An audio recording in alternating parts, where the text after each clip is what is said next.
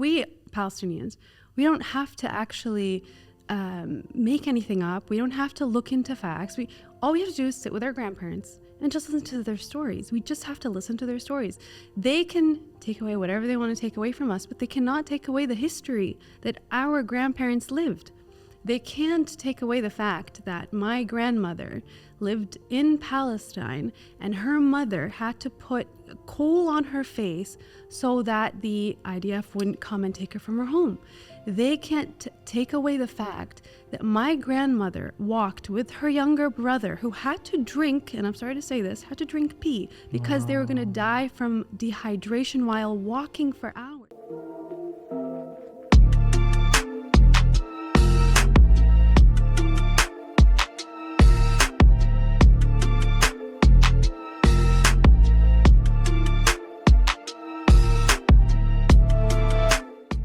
Welcome to another episode of Season 6 of Recipe to Success. She has come all the way from Abu Dhabi, a long drive for these people that live in Dubai, but it's truly an honor.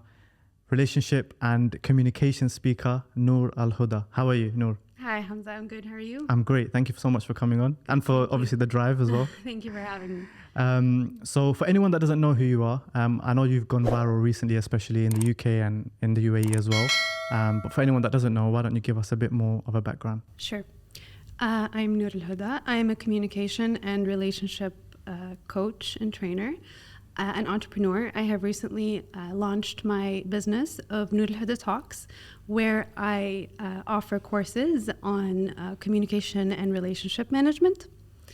And I was born in the UAE, and at the age of 8 years old, my family immigrated to Canada. And I grew up there, and I studied my bachelor's degree in communication, media, and film. And I did my master's degree in educational leadership in Concordia University. And in the year 2016, I moved here, and I got a job, and I stayed here, and now I'm married and I live here. Unfortunately, my family is still in Canada, so I'm alone here with my husband. I still have some extended family here, and that is the general idea of who I am. Yeah, so I knew that you grew up in Canada, but I didn't know you were born in the UAE. So I was. So your family decided, let's move from the UAE to Canada. Yes. So I am proudly Palestinian. My father is Free from Palestine. Gaza. Yes. My father is from Gaza. My mother is from Jaffa. So okay. When you're born from Gaza, you're stateless. So I only had the Egyptian papers. So my parents got married young. My dad was 23, my mom was 22. So they're not the ones who made this big decision. You know, when you're that age, it's hard to make big decisions like this. My grandfather, actually, was my mom's father, who made the decision that, you know, having Egyptian papers, being stateless, the story of every Palestinian is difficult. It's hard to get a job, hard to travel, hard to get a visa.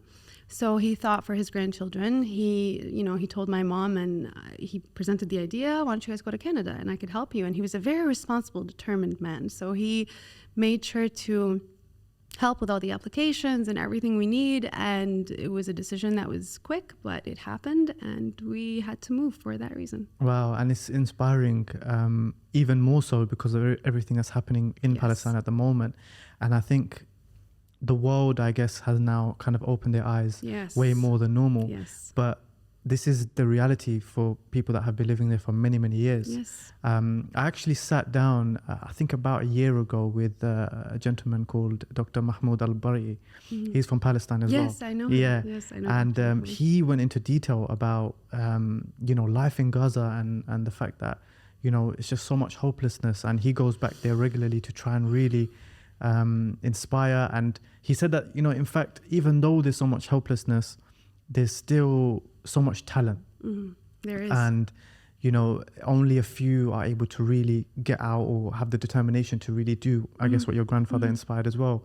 So that's amazing. And I really love that. For anyone, I guess, we don't want to go too much into, obviously, the political side of what's happening, because, we'll all have our views. But what, from what I guess your family has gone through as well, what is the reality of Palestine? Because, for me, I've been watching so much of the news and they're so focused on October 7th. but this has been going on for so long, and no one ever wants to speak about that. Yeah. So growing up, I'm intrigued from seeing your family and hearing stories firsthand. What is it like? So here's the thing: we Palestinians, we don't have to actually make anything up. We don't have to look into facts. All we have to do is sit with our grandparents and just listen to their stories. We just have to listen to their stories. They can take away whatever they want to take away from us, but they cannot take away the history that our grandparents lived. They can't take away the fact that my grandmother lived in Palestine and her mother had to put coal on her face so that the IDF wouldn't come and take her from her home. They can't take away the fact that my grandmother walked with her younger brother who had to drink, and I'm sorry to say this, had to drink pee because they were going to die from dehydration while walking for hours. These are stories that my grandmother told me. These are stories that our grandparents and every Palestinian grandparent tells their grandchildren. So they can't take that away from us. This is our reality. What were my parents supposed to tell me? They were supposed to lie to me where this was, we have a home. We had a home. It was called Palestine. And it's, we're not there anymore. We were forced to leave. We are now refugees. This is our reality that we each lived, which they cannot take away from any of us. And it's as simple as, for someone who is not Palestinian, for someone who wants to know more, the minute you decide to know the truth, it will be simple and you will know the truth. You'll open your heart to know the truth. You just have to open your heart to know the truth. Absolutely. Even if you are, descending from a certain group of people and these certain group of people are closer to you, once you decide to become a human being who just wants to be on the side of justice, you will be able to see the truth clearly with your eyes. And that's why now we see people fully understanding the truth and changing and switching sides.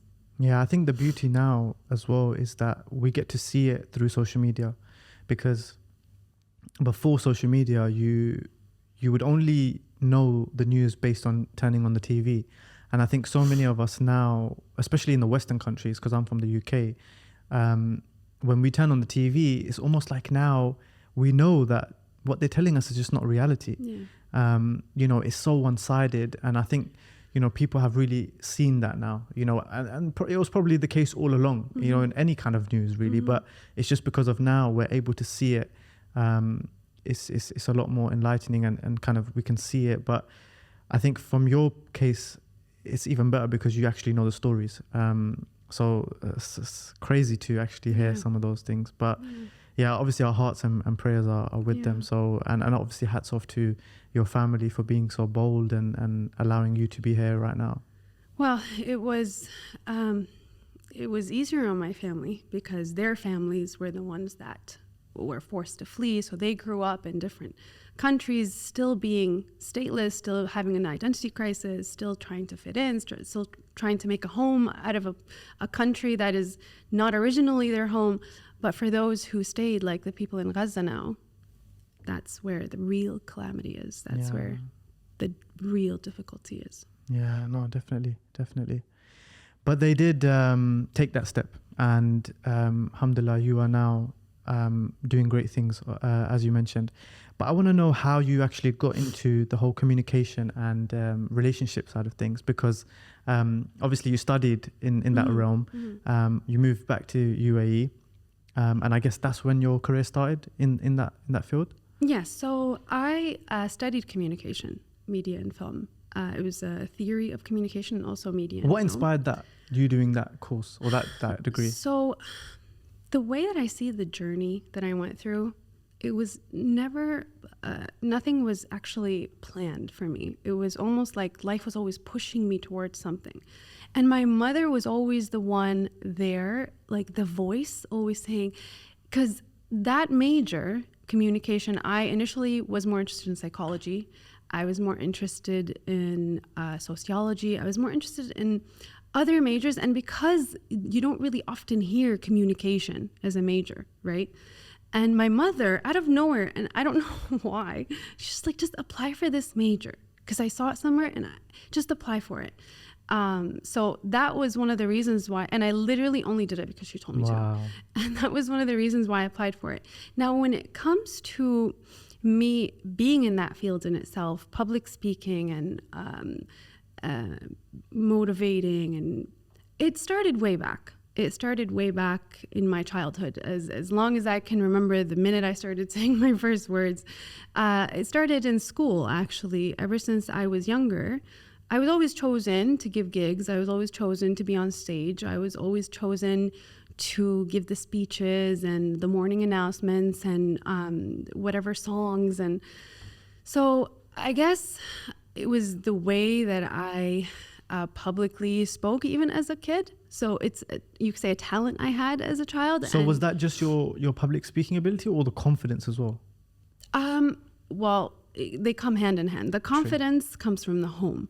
So it was my mother who saw that, and she tweaked it and she supported it and she helped me through it. And she realized that, okay, there's some kind of talent here. Let's work on it. So all credit goes to my mom for that. But it was also something within me as well. And I remembered a story when I was here still in the UAE. I was in second grade. And it just reminds me, the story of the fact that my soul was made for this. Like, when I look back at that story, I think of, okay, being out there and speaking and spreading a message, whatever that message may be, is definitely what my soul was made for. Looking back and hearing that story, remembering that story. So I was in second grade, and I had a gig to give, and it was about Palestine. It was a poem about Palestine. And it was an event at school that was, VIP. There was VIP coming, and it was a very important event at school. And I guess my mom had written that poem, and I was chosen to give it. They chose me, so my mom wrote the poem, and it was about Palestine. So it was really close to my heart, even as a kid. The story is, instilled within us as children, that we have a home, and that's the name. And so it was a gig that was very close to my heart. And I got sick. I got really, really sick during the time of that event, and I was hospitalized. Oh, wow. And I was there for a week in the hospital. And the time of the gig came, and I, thought, okay, I can't do this. I was upset. I told my mom, is there a way that I can just go? She said, it's, obviously a mother prioritizing her child's health. So she, said, it's fine, maybe next time. My mom had to run to work, so my grandma stayed with me, and I was starting to feel better, but I had to stay at the hospital to run some tests. So I called the nurses, and I told them, is the doctor here? I want to talk to the doctor. So I talked to the doctor, and I said, let's make a deal. I told him, let's make a deal. I have a gig at school, and I really want to give that gig. I really do.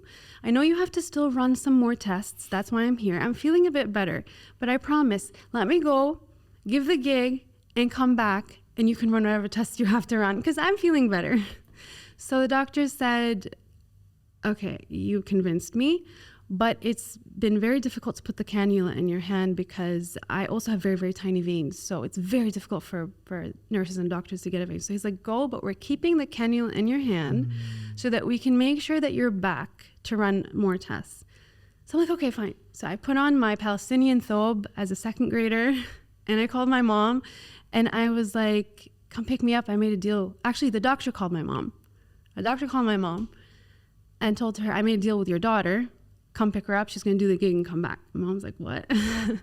So I remember being on stage with the needle in my hand, VIP, big event, and I'm giving the poem about Palestine. And I remember feeling just ecstatic, the fact that I was able to still do that.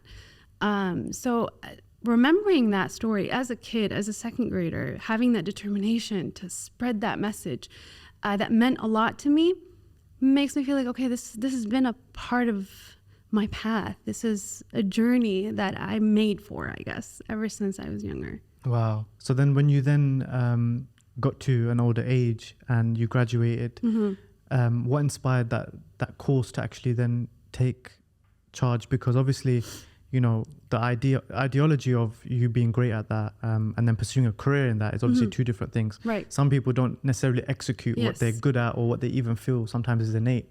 But you were bold enough to do that. So how did that come about?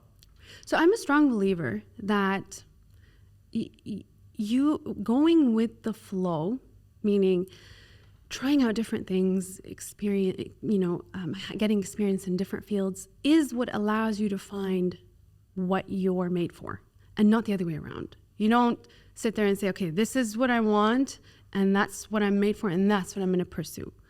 I feel like it's a more natural way where you're put in the place that you need to be put in. Once you put yourself in different environments and experience different things and allow your skill and your soul to tell you what you're made for. So that's exactly what happened with me. So growing up, during school, I found myself always giving school speeches and gigs. I then went into university. My mom's voice telling me, choose that communication major.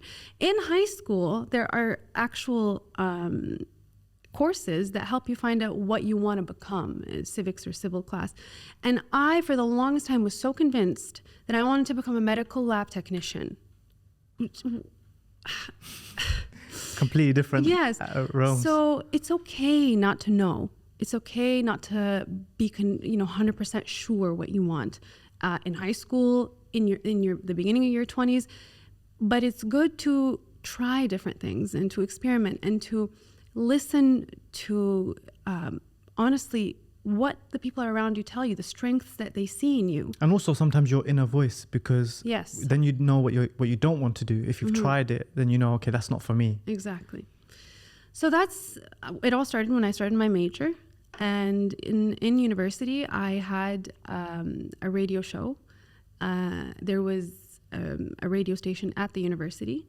So I had a radio show in both Arabic and English.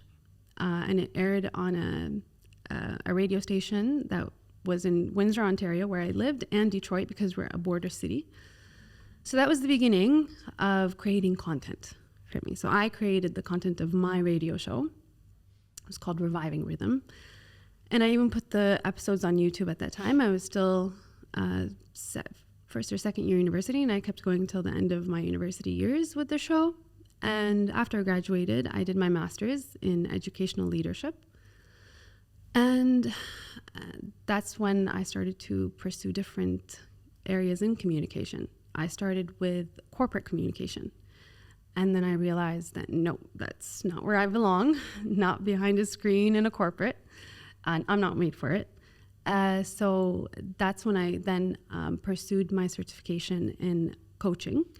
And I started to get more specialized in communication skills and behavioral skills and relationship.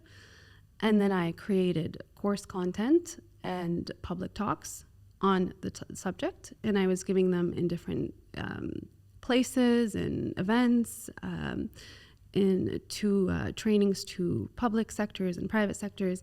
I did it in Kuwait, in Turkey, here in Canada. And now I have launched my Noor Alhuda Talks business. That's amazing, and a very inspiring story of how you found yourself and I guess your passion being put to action. One thing I want to know is the correlation between communication and relationship. Because obviously, I guess the communication realm can, refer to public speaking and, in a business realm or whatever it may be. But relationship, I guess, communication is key in a relationship. But is that the correlation? So with every human to human interaction entity, so any entity that has human to human interaction, the foundation of that is communication. And even your relationship with yourself, the words that you choose to say to yourself, that goes back to your skill in communication. Once you become skilled in the foundation of good communication skills, even the words that you choose to say to yourself change. So you start to recognize, because the foundation of good communication is actually emotional intelligence. So you start to recognize your own emotions better as well. And you start to understand how to regulate your own emotions better as well. So it's communication is a general word, but it has a really deep meaning. You're negotiating the meaning. If you want to give a definition to the word communication, you're negotiating the meaning. You and someone else, you even with yourself, you see something and someone else sees something differently. You have a perspective and someone else has a perspective that's different. Or even you may have the same perspective, but you don't know it because you haven't vocalized it. You haven't shared it correctly. So you negotiate that through using the right skills until you reach a healthy conclusion. Even with yourself, how you recognize your emotion. Okay, I'm anxious right now. Start questioning, why am I anxious? What's behind that feeling? What are the evidences? Is it self-generated fear? Okay, wait. Yes, it is. Are there any real evidences? That's all talk that you have with yourself. You go for that, you go to a therapist for that. But once you master communication and how you would do that with someone else, how you would understand someone else's emotions, how you would have that EQ or emotional intelligence, then you start to have that with yourself as well. So it all starts from within. It's a deep meaning, but it is the foundation of every entity that has human-to-human interaction, even your interaction with yourself. Wow, I love the way you articulated that. Super, super fascinating. And going back to what you said about the communication that we have with ourselves, I'm super interested by this. I think a lot of us often are our biggest critics as well. And I often say it to people that, what you say to yourself makes a difference in your life, because if you put yourself down, you will then believe that. Exactly. And that's the energy that you then manifest into the world. And that's when other people will also believe you're not worthy in a way. Yes. So talk a little bit about that in terms of inner communication and the importance of, I guess, not slating yourself in some cases. And it may be in some cases it's important as well, because then you also have to be self-critical. I think the best way to do that is to understand the meaning of self-awareness. What does being aware of me as a human, my strengths, my weaknesses, my emotions, the way God created me, the powers that I have, the weaknesses I need to work on, recognizing that all of that is normal. It's a part of being human. And understanding that you need to be aware of all of these things before you could actually give back to the world, before you could make conclusions and judgments about yourself. That is where it all starts. That's the key. And that's why the first thing I teach in my communication courses that I offer is self-awareness. That's the first and foremost subject that I touch base on, because it is the beginning. It's the first step, is understanding yourself, having recognition of your own consciousness, the thoughts that pass through your mind, seeing them as they pass through your mind, understanding why they pass through your mind, letting the emotions that you feel come out. All of that goes back to your self-awareness. And once you start understanding what that means and how to apply it, it becomes easier to manage it and regulate it. Regulate the words that you tell yourself and regulate the feelings that you have and the emotions and why you have them and going back in your history. So it starts with self-awareness. And I guess maybe, people will assume that, obviously CEOs, obviously people that have any kind of career within the public space, they may understand that, yes, for those people, you have to be a great communicator. But for the layman person, is great communication important? And how would you say, how important is it for the average person? It's everything. It's literally everything. Because even if you're just a regular person going about your day, you're not alone in the world.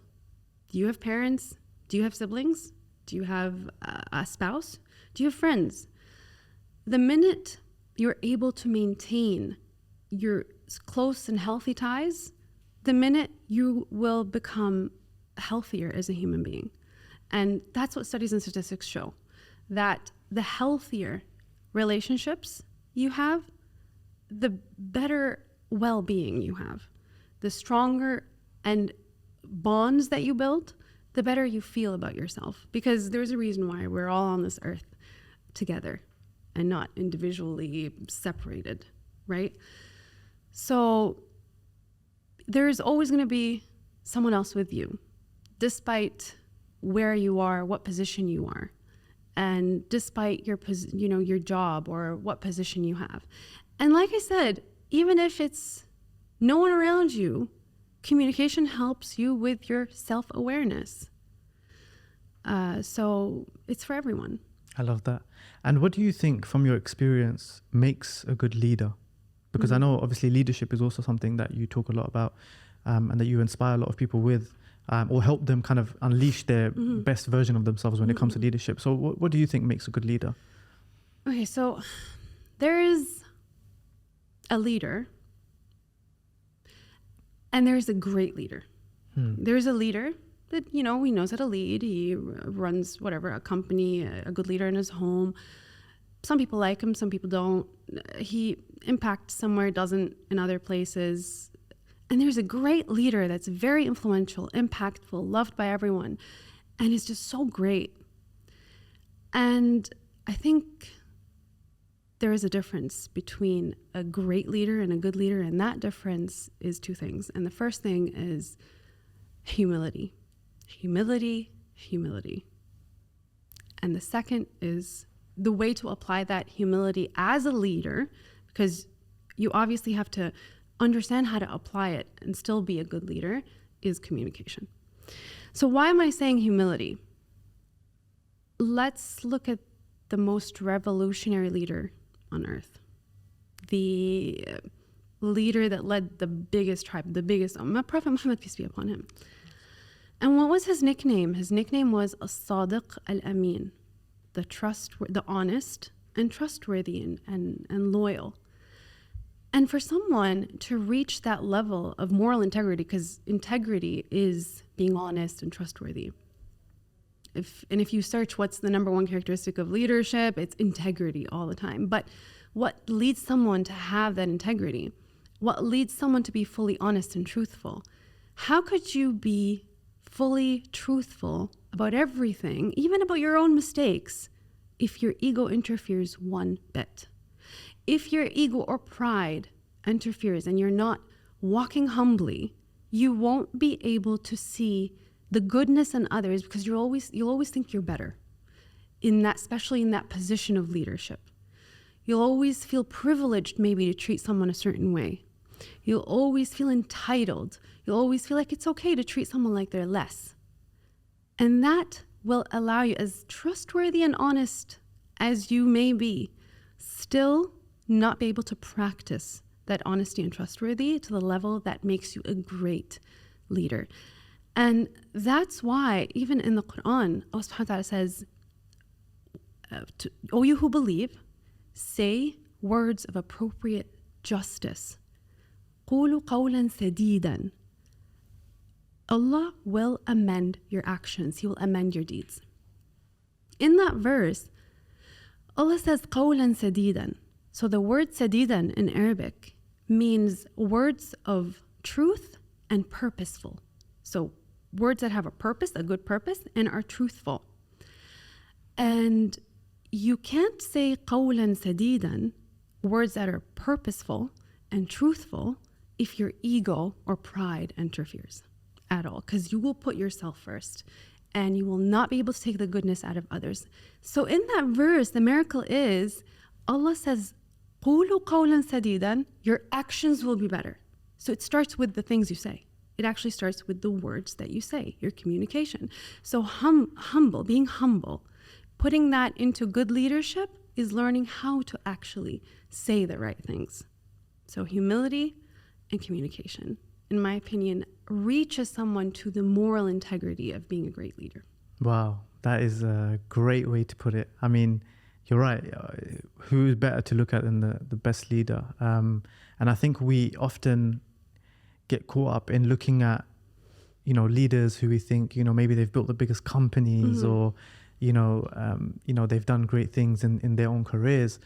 But we have the best example there to us. And I think we don't look at that enough. Yeah. We can never do that enough justice, because that is, the best example.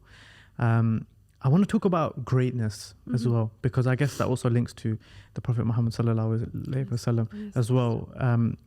Greatness is something we all aspire to achieve, Some of us do, some of us don't in the end, or I guess in our own perspective, we do or don't. But how do you unleash that greatness inside of you where, maybe you're not utilizing it at the best of your ability? And I know also that's something that you talk a lot about as well, in unleashing your greatness. So it's very important first to tell ourselves that greatness is for me. How I'm going to see myself great in my own eyes, and not how society sees greatness. Because what is greatness for society? Your position, your value, your worth, how important you are. That's so much pressure. And it'll never reach the level of satisfaction and contentment that once you reach greatness in your own eyes, will be able to reach. So it's always important, first and foremost, to set the foundation of, I want to be great in my own eyes and not reach greatness in anyone else's eyes or the eyes of society. And I think there's something that applies for everyone when it comes to being great in your own eyes. And that is having a purpose higher than yourself. And not a goal, a big goal. There's a difference. There's a difference between having a big goal and having a purpose higher than yourself. Because a lot of people say success is having big goals, but what about a purpose that's bigger than you, bigger than your position, than your power, than your ego, than your, status in society? What that looks like could be a mother whose higher purpose, higher than herself, a stay-at-home mom, is to work every single day to raise her children to become good human beings. That is a purpose higher than herself. It could be a person having a 9-to-5 job, going to that job every single day, but instead of having the purpose of simply just wanting to get promoted all the time and making so much money, and I want to actually give to this company because I want to be someone that gives back to this society. That is a purpose that is higher than themselves. Now, we all have these little goals. We all want to make money and we all want status, and that's normal. That's fine. But once you have those goals, but something bigger than that, than those goals, a purpose, it's endless. That purpose is endless. It will always be there forever. So that's why we see people who reach high levels of success and have, so much worth, so much wealth, but they end up committing suicide. Why? Because once they reach that level, that goal, big goal, that's it for them. They think that's all life is about. That's the most satisfaction I could have. Is there nothing else? But once you have a higher purpose, that mother who decided to raise good children will grow up and see those children and see them raising their children till the day she dies. That person who has a higher purpose of giving back to society, whatever that may look like, will be able to do that till the last day they live. It is endless. There is no limit to that. Someone could have a higher purpose of just wanting to wake up every day to be the best possible version of themselves so that they can reach the highest levels of Jannah. That is endless. You can do that till the last day of your life. That is a higher purpose than position and power and money. You could still have those goals.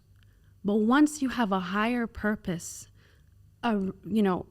covering all those materialistic life goals, that's when you feel that true satisfaction and contentment. That's when you reach your greatness, the greatest version of yourself in your own eyes. Yeah, I love that. We, me and a couple of friends before the podcast, we were having a similar conversation of, people in that situation where they get to a certain level of success and then they commit suicide. Exactly. It's so ironic that you said that because we literally had that conversation about an hour ago.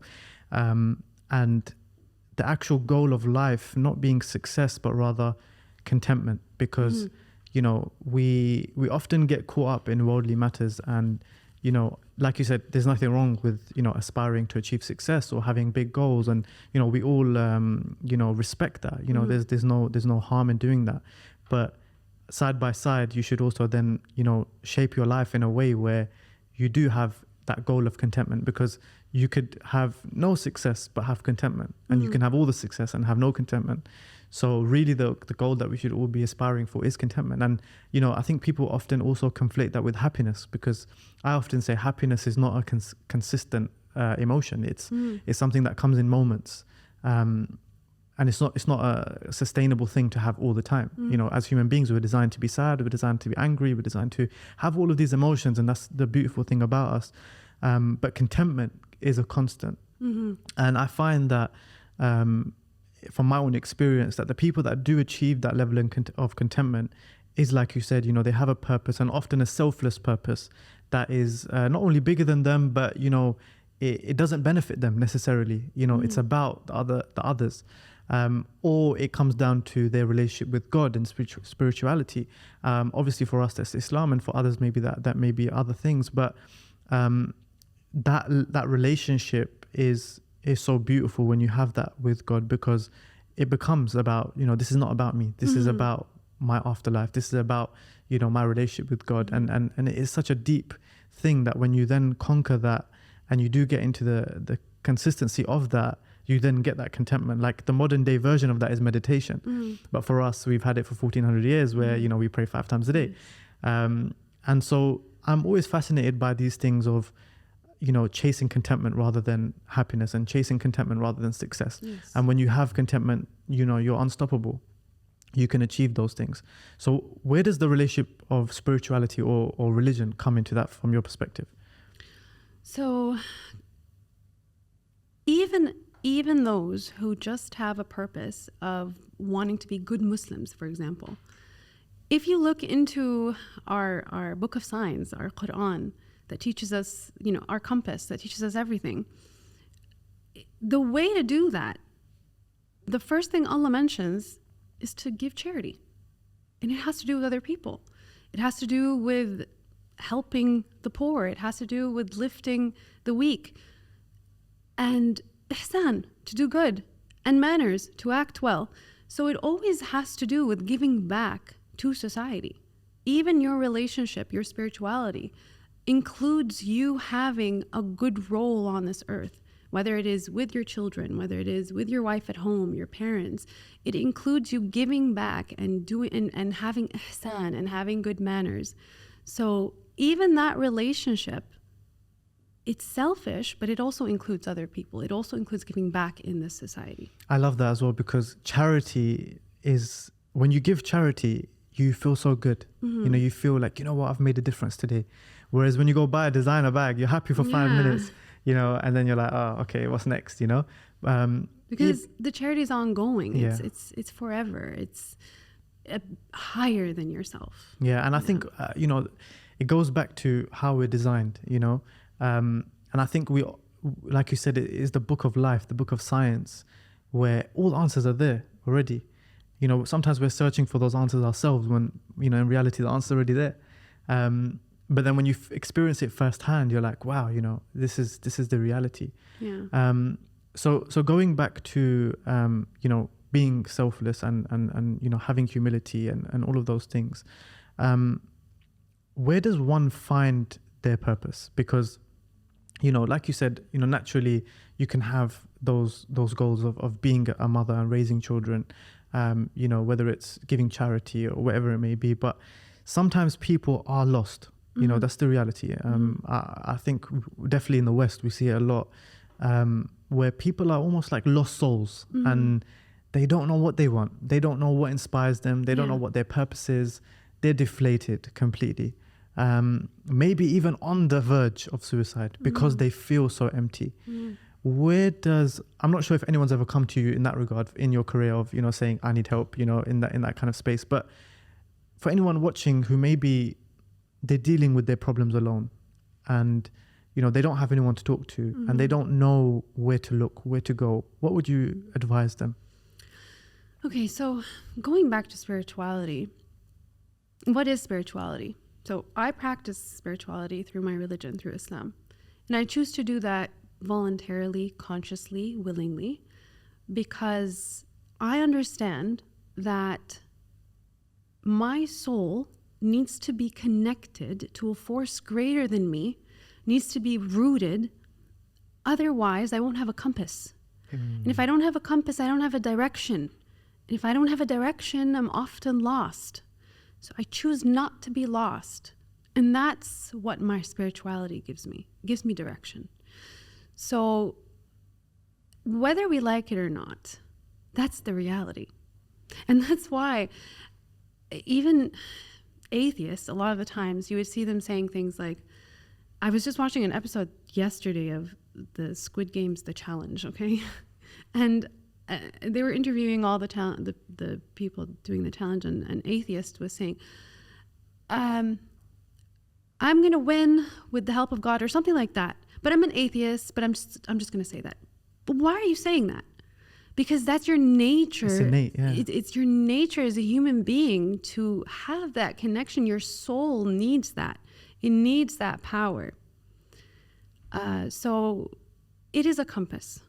And that's why even in the West, they always, the first thing they tell people who go to, the therapists tell their client is mindfulness, practice meditation. Here are your steps to practice mindfulness so you can be present in the moment. What is mindfulness? Mindfulness is understanding where you are in the present moment and why you're there. Our Islam, our religion, allows us to understand that through our 5 daily prayers. So if we want to talk about the idea of being lost, the only compass and the only direction that will really allow you to find your true purpose and your true direction and intention is your connection to a higher power. 100%. I couldn't agree more. And we see it all the time, with big celebrities, they've done everything, they've achieved everything, but they didn't have that relationship with spirituality. And then they find Islam and then they're like, wow, this is so beautiful. And then they do revert. And I think when you do that in reverse, before you've even achieved anything, it makes life so much easier. And naturally, things come so much easier. When you raise your hands and you ask for something, good things do come. And I really, really love that, because I think a lot of people do get lost sometimes, even Muslims included. Sometimes we go astray and, we don't necessarily value things as much as we should. I often say, sometimes reverts are way better Muslims than, born Muslims, because they really study it, they value it, they look into it, and, they're amazed by it. And we are blessed to be born Muslim. And sometimes we neglect that. So I definitely think, and I guess here the link as well to success is, nothing great is achieved alone, and you always need that special power to be on your side. People call it luck, but really it's the power of Allah, of a greater being than ourselves.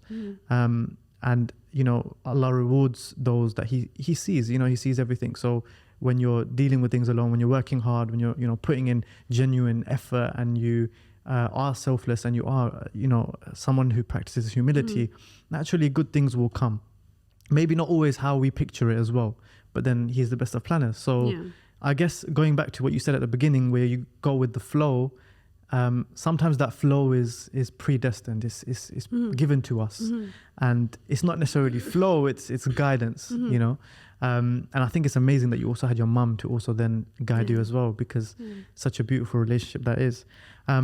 Noor, one thing I want to know is you practice inspiring people and getting the best out of others, and motivating and guiding those on how to become better leaders, how to be great, and so on. I want to know what motivates you at this stage in your career.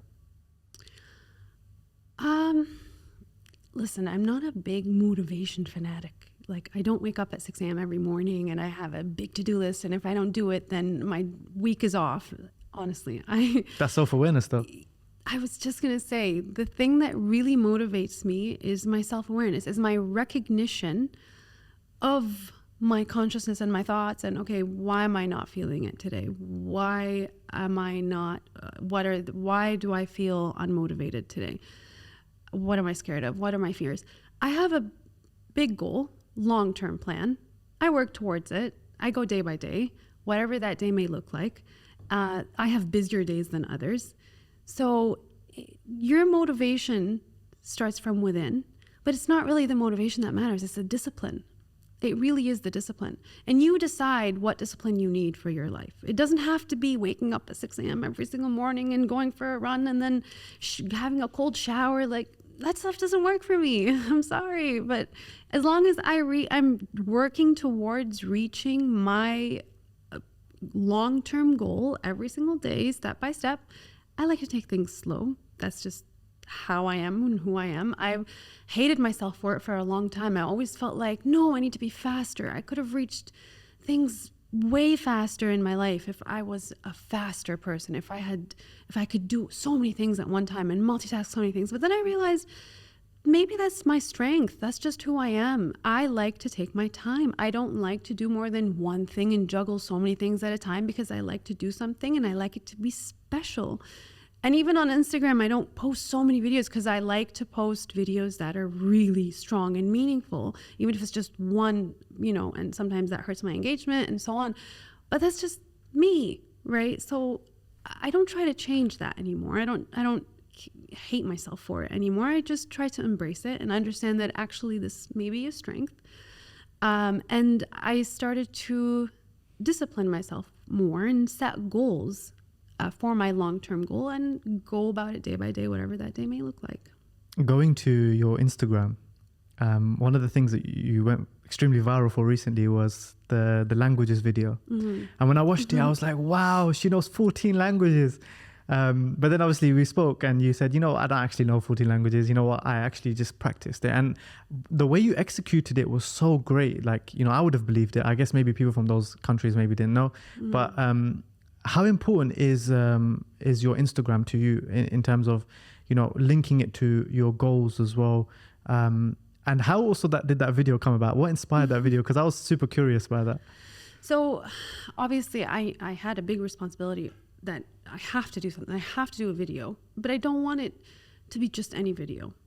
And when you create content, you have to think about the target. What's the target? That's the first thing I think about. What is the target from this? And obviously we're not targeting people who already know about the cause. We want to target people right now. We want to take the advantage. By the way, disclaimer guys, just for anyone who hasn't seen the video, do go on her Instagram and watch it. But it's basically a video where she gives a message to the people of Palestine and for the people of Palestine in 14 different languages.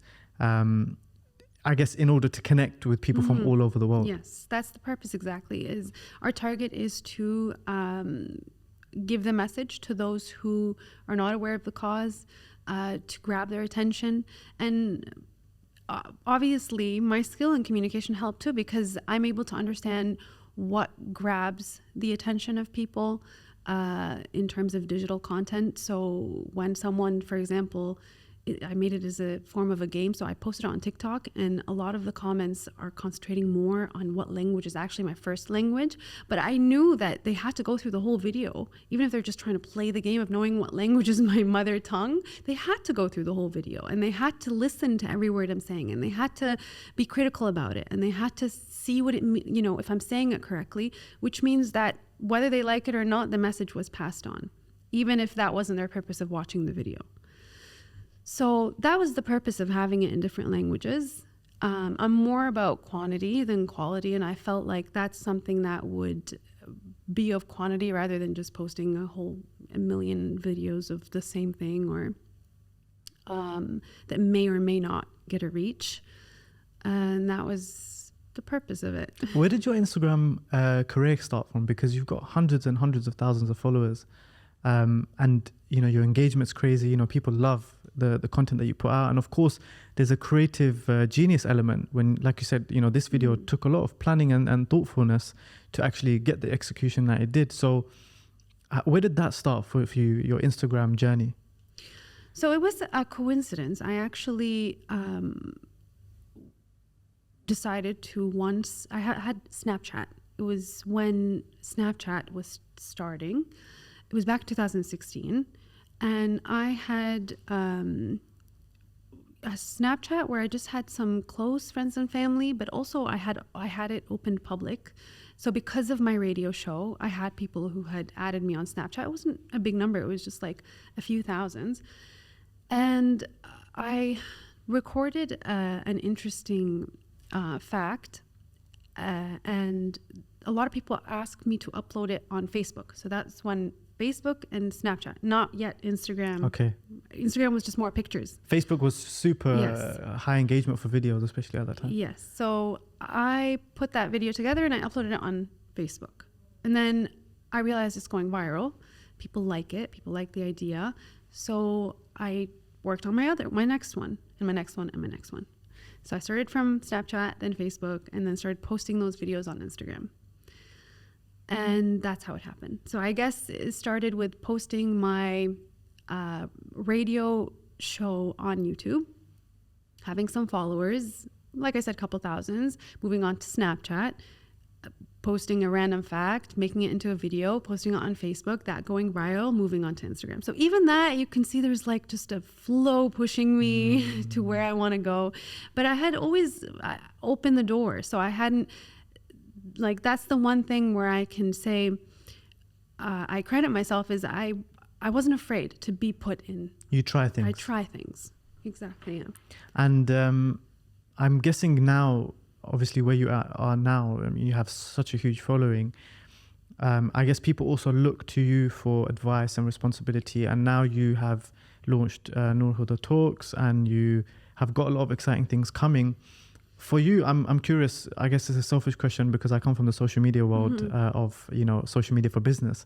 And I'm always curious to know how important social media, your platform that you've built, your brand essentially, how important that is to your career as well now, and how that actually benefits you from a career standpoint.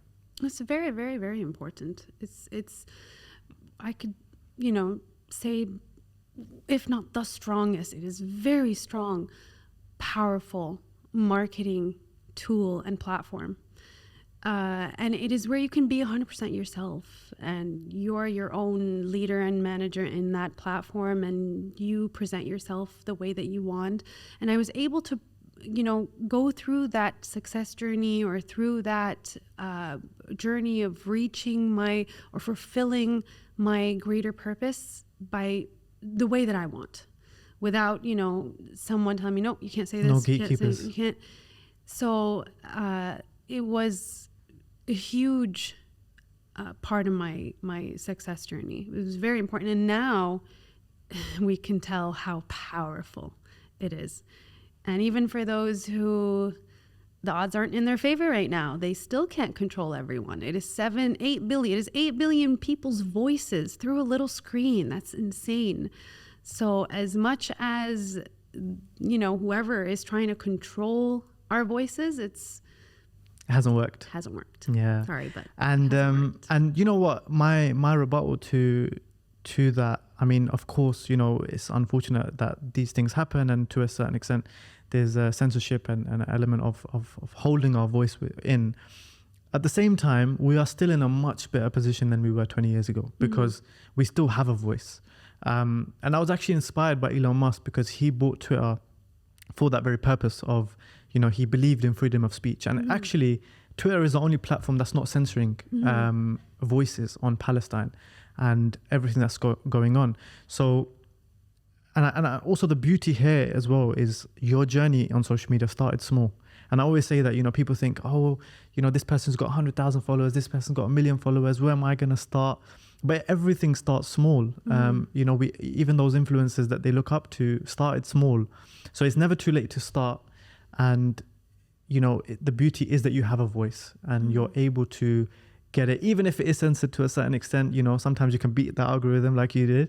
But, we do have the opportunity, and we're far better off than people were 20 years ago, where they literally almost had no voice. They almost only had a voice within their own communities. Exactly. And that's what the success journey is, right? It's the little actions that you do to reach that greater purpose, whatever that purpose may be. It could be a mother who just wants to be a good mother. That could be her greater purpose, and that is an amazing purpose. But the little actions that we do in our every single day is what that journey is. It's a journey. Success is a journey. It's not the destination, because we don't know the destination. Allah sees the destination. We go through the journey. So it would be unfair, and it would give us a lot more pressure and anxiety to say that I can only reach success once I reach the destination, because you're living moment by moment, you're living day by day. So feel the success day by day. It's the journey, and it's not a linear equation. It is not a straight line. It is up and down. It's non-linear. But what is that, those little actions, and how do you identify if they're success, or if that journey is a successful journey or not? In the Adhan, Allah says, Hayya ala al-falah. In Arabic, al-falah, it's not al-najah, al-falah. And in the Quran, it's even al-falah. Qad aflaha man tazakka. So Allah says, those who purify themselves are the ones who are successful. So falah means little actions of little wins, al-fawz, that you do, actions of little wins that you do in your life. So how do you know, how does someone know if the little actions or that journey they're going through is a journey of success, or little actions of falah, little actions, hayya ala al-falah, hayya ala al-falah, little actions of win every day? Purifying yourself is the way Allah described it.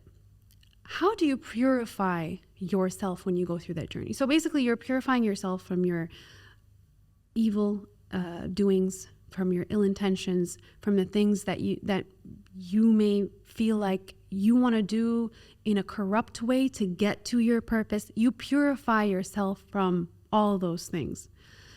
And a lot of the times, we go through that journey thinking that we are doing it correctly and we're not doing anything wrong as long as we get to what we need. But I see it in a way, I see it as an equation. I see it in a way that simply هل يستوي الذين يعلمون والذين لا يعلمون? Are those who are knowledgeable equal to those who are not knowledgeable? So Allah is asking this rhetoric question.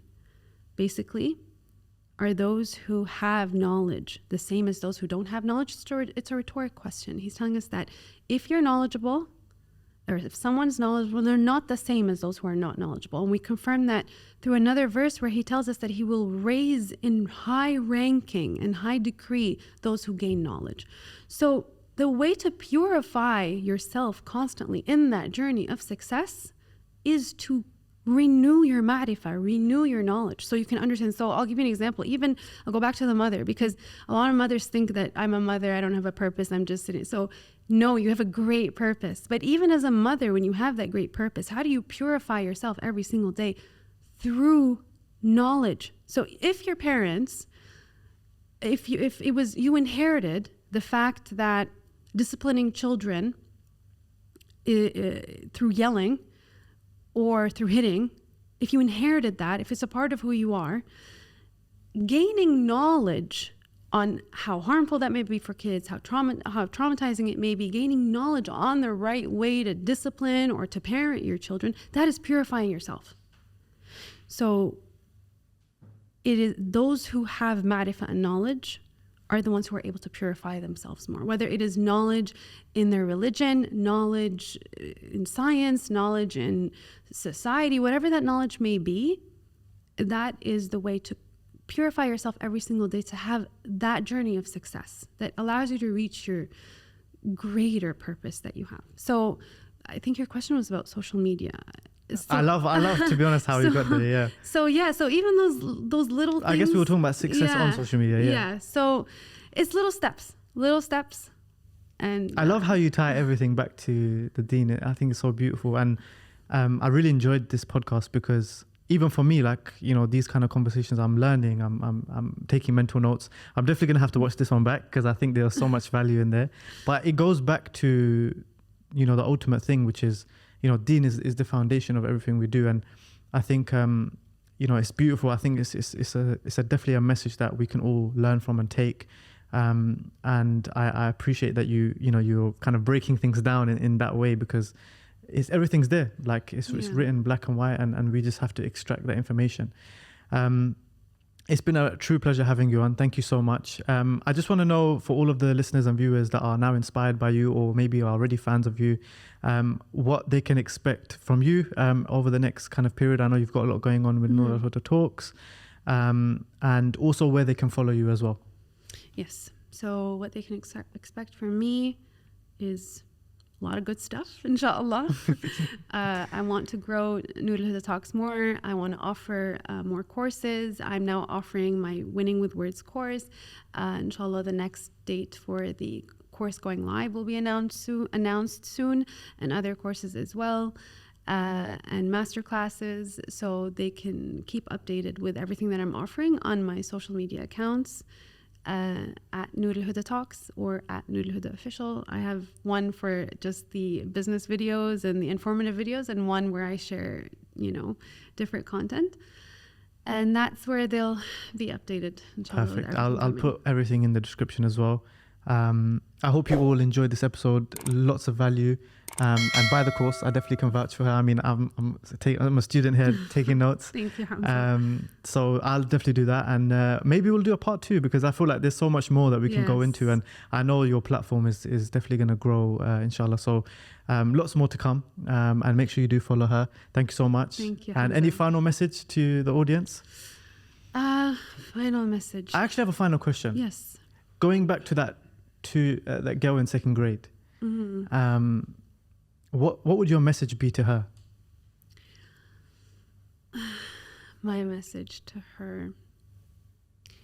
I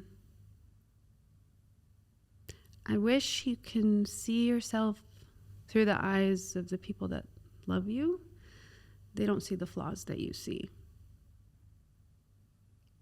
Maybe I was too young for that message, but Because one thing that I did notice was that you said that in second grade, you knew who you were, and you ended up here. And often I think the message that I try to almost think about, that I would give myself, is just follow what you believe, because you believed that at that age, and here you are now. And sometimes along the way we get lost and we doubt ourselves almost. Yes. But the message is almost, believe in what you plan to achieve.